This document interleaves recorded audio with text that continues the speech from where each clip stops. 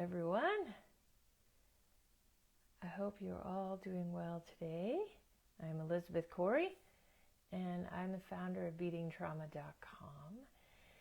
And today I want to talk a little bit about a particular writing prompt that I've been really leaning towards lately. It feels relevant to a lot of the ways we think after we go through complex trauma. It's a particular belief system, but there's a lot that can be incorporated in this.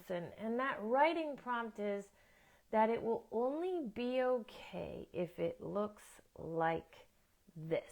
Now, again, this can be a whole lot of things. But I want to spend some time on this today, in particular, because right at the moment, we're moving into the holiday season, right? And especially in the United States, excuse me, my throat has been a real problem. But especially in the United States, we're about 2 days out from the Thanksgiving holiday. So really the holiday season kicks off this Thursday with Thanksgiving. And I'll be honest, this holiday really does deeply reflect all the family stereotypes that are promoted in our society, but that can also be deeply painful for complex trauma survivors. So this is a tough one for us. And unfortunately, it can go downhill from there. There's a lot of different holidays that come in the December timeframe, but most of them really do promote time with family and loved ones. And of course, the way those things are promoted is with all of this stereotypical family love and unconditional support and beauty and, 15 to 20 people in a home at the same time all getting along beautifully, which kind of makes me laugh because honestly, even in families without a tremendous amount of complex trauma, I don't believe that anybody has no trauma. But even in those families, this stereotype is a bit ridiculous, if I'm being honest. And it creates a lot of what drives this belief around it will only be okay if it looks like this. So to start, you may be thinking, okay, so it'll only be okay if it looks like the Hallmark commercial, or it looks like the, Norman Rockwell painting, right? It's only going to be okay if it looks like that. And that is actually how a lot of us come into the holidays and also really, really struggle with the reality, right? Because that's what goes on. Some people say that comparison is the thief of joy. And I think expectations are also a thief of joy, especially when they're based on what we are shown. So it is a form of comparison, but it definitely is the thief of joy. So I've really been thinking about this prompt. I've been talking to my clients a lot about this prompt lately and how we can use it to help ourselves understand, what's going on in our system, what keeps us from really being able to be present and enjoy the moment. And a lot of times, what's doing that other than the pile of emotions living in our body, which means we do not want to connect with that. But the other thing is that we cannot accept the moment that we're in, because it is not reflective of what our parts are saying. It must be, right? It has to be. And there are two parts who are deeply, deeply reflected by this particular prompt, this particular belief system. And those two parts, number one by a long way, is going to be the controller. The views of the controller are almost summed up to a T by this idea, right? It will be okay if it looks like whatever, this thing, this ... right? It will be okay if it looks that way is really such a basis of how the controller operates in almost everything. And that's why I love this prompt, because it can be very, very universal for us. It can apply to a lot of things. But when I was thinking about it this morning, I was thinking how beautifully it applies to this time of year as well. The other part that can be deeply impacted and really reflected by this particular prompt is the love seeker. Now, the love seeker is going to be a little bit more specific. Their focus on it will be okay if it looks like, that particular focus is going to look like whatever the optimal love relationship looks like for the love seeker. So in that case, we're moving into really specific requirements around a love relationship. But for the controller, this thing is everywhere. Like, this idea is all over the place. This is not specific. As a matter of fact, it may include almost every single belief the controller has. And by that, I'm talking about ungrounded beliefs that are coming out of trauma. This phrase can be helpful. And when I talk about a writing prompt, okay, what I mean by that is we want to write directly from this particular phrase. So what I'm saying here is it will only be okay if it looks like blank. Now, a lot of people think that when we're writing, we want to write about the concept, right? So what that might sound like, to give you an example, because it's really easy to go that, it's not, none of this is easy, but it's easier to go this other route, which is, okay, I feel like in my system somewhere, there's a part that thinks it will be okay only if it looks like blah, blah, blah. Okay. That is writing about the part. It's writing more sort of a narrative around the part. When we connect directly with the prompts that I typically give you, we're also connecting with an emotion. Right now, you might be thinking, well, the controller doesn't sound particularly emotional. And it is true. They're very, very, very good at not looking emotional. As a matter of fact, they base their credibility with you, their ability to continue to control the mind most of the time, on the fact that you will see them as highly logical and accurate, and they will even sometimes sound a bit condescending because they are so logical and so accurate, and they have all the things figured out, and here are the rules of how you need to live life, right? This is how they sound. So when they say, it'll only be okay if it looks like this, and then the rest of that sentence for them is often, so you need to do everything possible to make sure your external life looks like this. Okay, so that's the rest of the sentence, right? That gets us running around, right? It gets us forcing life. It gets us focusing on the external. But underneath that is the controller's most baseline emotion, which is always and forever fear, okay? Our controllers are terrified. And when we operate from that controller energy, we are generally making decisions from fear, okay? It's hard to see it because most of the controller's logic is also deeply promoted by society in general. But here's the problem. Society in general is often operating from the same fears. It's like this collective, sometimes I refer to it as the macro controller. This collective controller is telling us this is what your life has to look like for it to be good. But it's not that simple. It's also this is what your life has to look like for you to be accepted by society. Now, this is where the fear comes in. Because for generations and generations, go all the way back to the beginning of human existence, being outcasted was terrifying. Doing things differently than society was absolutely unacceptable. And that drives 90% of that controller fear. Okay?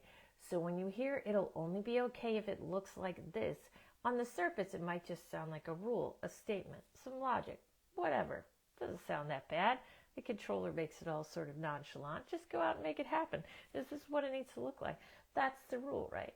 So they do that, but underneath that is, oh my gosh, if you don't make it look like this, if you live a life that is different from this, you are going to be outcasted, society is going to hate you, and you might even die, right? So again, big fear beliefs that are underneath it, right? Keeping us in this fear, keeping us spinning in this fear, even if we have no idea we're spinning in fear, we just think we're pushing really hard and in a completely exhausting way to look like everybody else.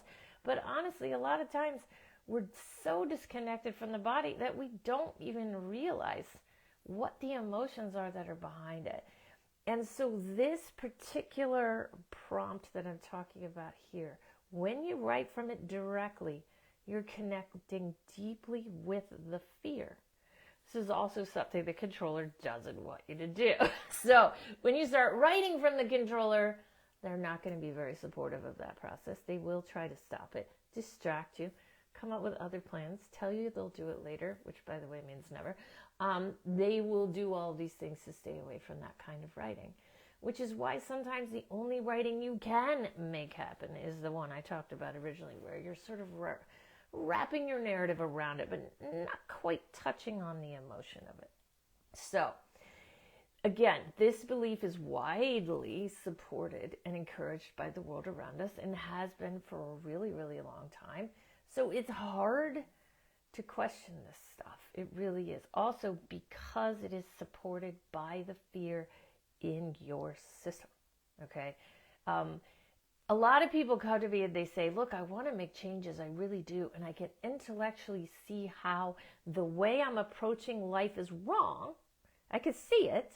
But then I go to make the change and I can't make it. That's because of the emotion. As long as the emotion is not processed, the change, the new way of living cannot sustain itself, right?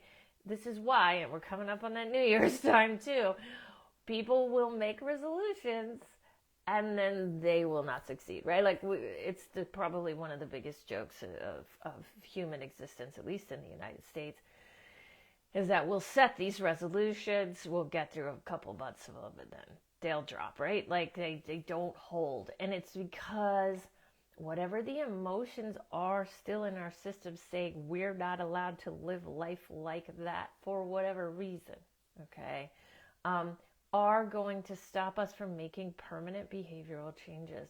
So we have to connect with the emotion that stops us. And in this case, with this particular prompt, the emotion is definitely fear.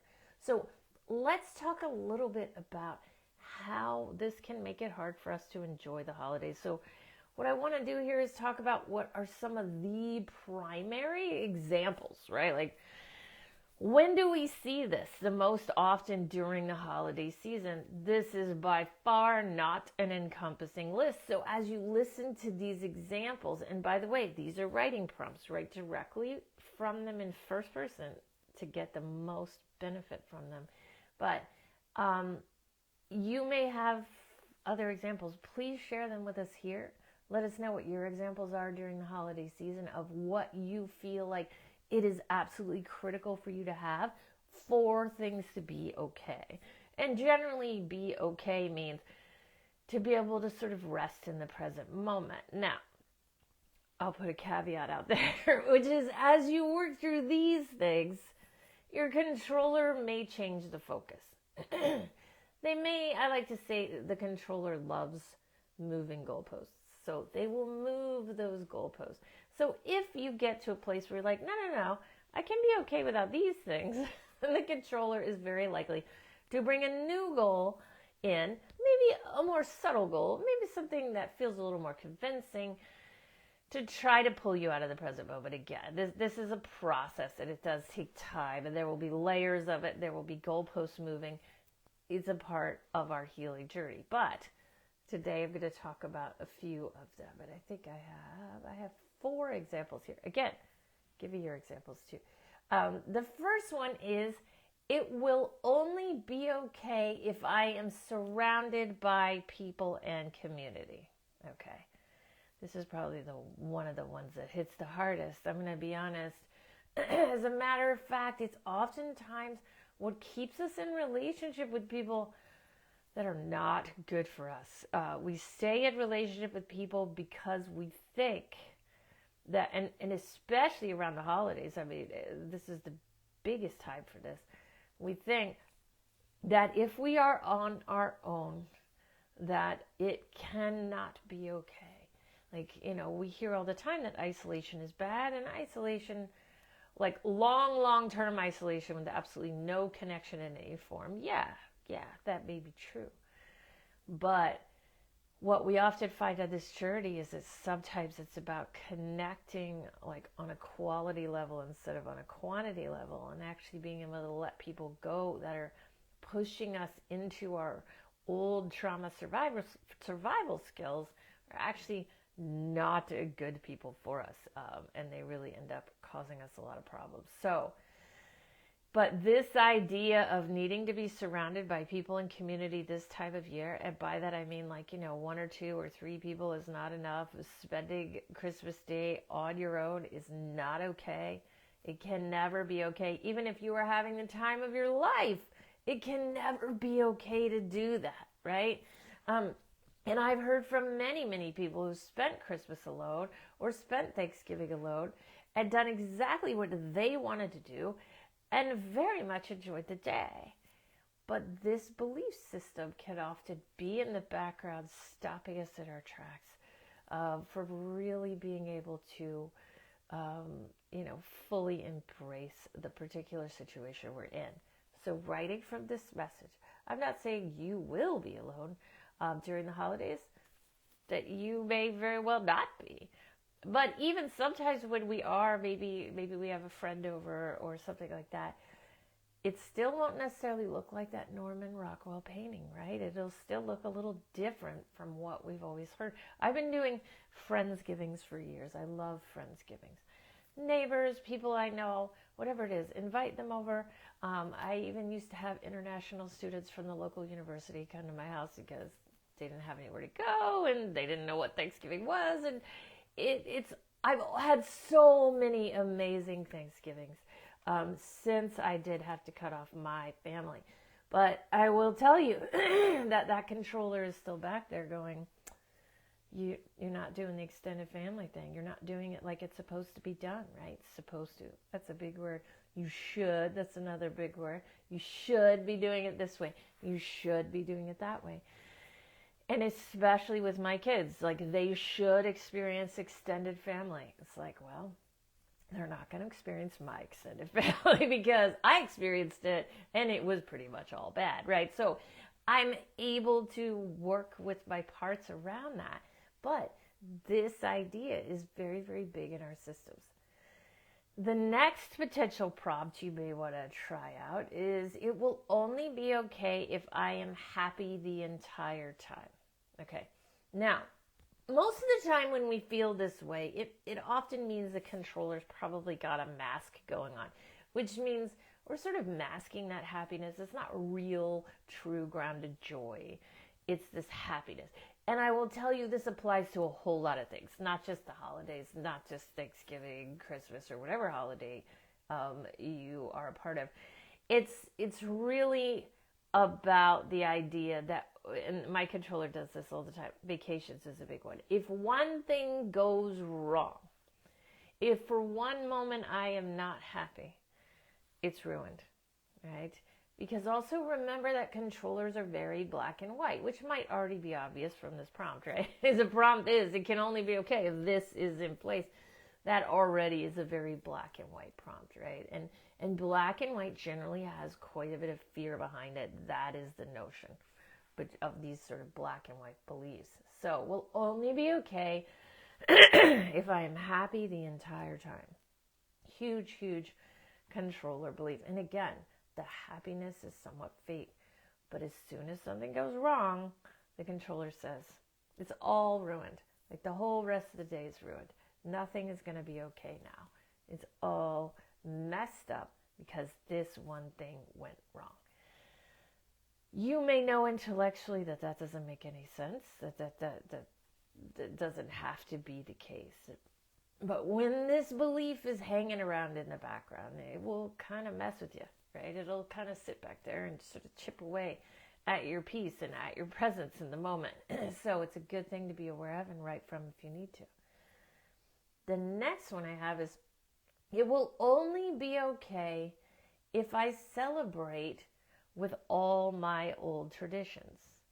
Okay. Now, I've come to a place when it comes to traditions where I believe that some traditions really do exist to keep us in old patterns that are in fact not good for us. It's almost like I think I read somewhere where it said traditions are so that generations who've already died can continue abusing you. Like now, that's a pretty extreme view, but you may have traditions that fall into that particular way of thinking. And so it's good to examine what your traditions are. It can be incredibly helpful, especially if you have kids that don't have extended families, to bring in new traditions, try new things. While to you, it may kind of lack some of the, emotion or nostalgia of some of those older traditions. To your kids, it will be really cool and everything. And yeah, never be careful with this one, because never commit to something you don't want to do again and again and again. Because there are things that I've done one year and then my kids have grabbed it and been like, we're doing that every year. And I'm like, okay, I don't know if I'm going to be able to do that every year, depending on my particular emotional state or energy level. But there have been things that they have become traditions and we have to do them every year. And that's just the way it is. My kids have stated it and it will happen, right? I'll make it happen. But this idea that we have to celebrate with old tradition, that there has to be a significant amount of nostalgia this time of year, that we have to recreate things from our past that happened in potentially very traumatic and abusive settings. We don't have to keep doing those things. We certainly don't have to re-traumatize or trigger ourselves with those things. We can create new things. Even though I've said what I've said about, oh no, I'm stuck doing something for the long term, I do very much enjoy creating new traditions. One of them was we will eat lasagna on Christmas Eve. Is that a particular tradition? No. I just like doing that. I make a lasagna every New Year's Eve. That's our thing. We have a lot of fun with that.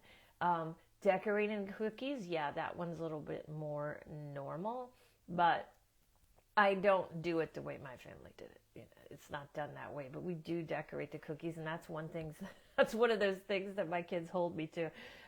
Even when I'm not in the mood to do the cookies, they're like, nah, we're doing the now that they're almost 18, they can go and get the supplies themselves, and they do that. So it's okay. It's good. These are good things for us to do.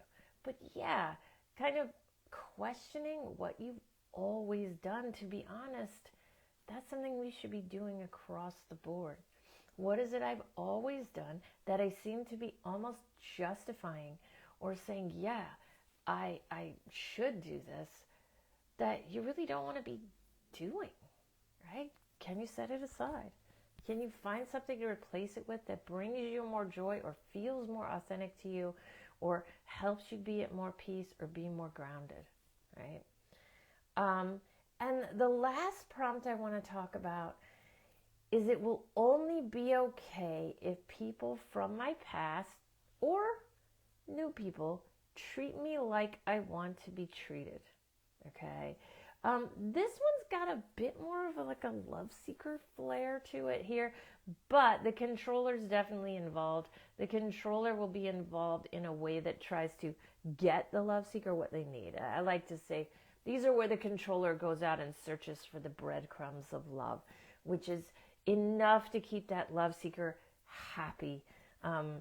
The truth is, especially people from our past are very rarely going to treat us the way we want to be treated, because the way we want to be treated is based on the needs that were not met oftentimes by these same people. So this idea that they're going to change, that's a love seeker belief, and that can get us really caught up and lacking in peace and presence during the holiday season.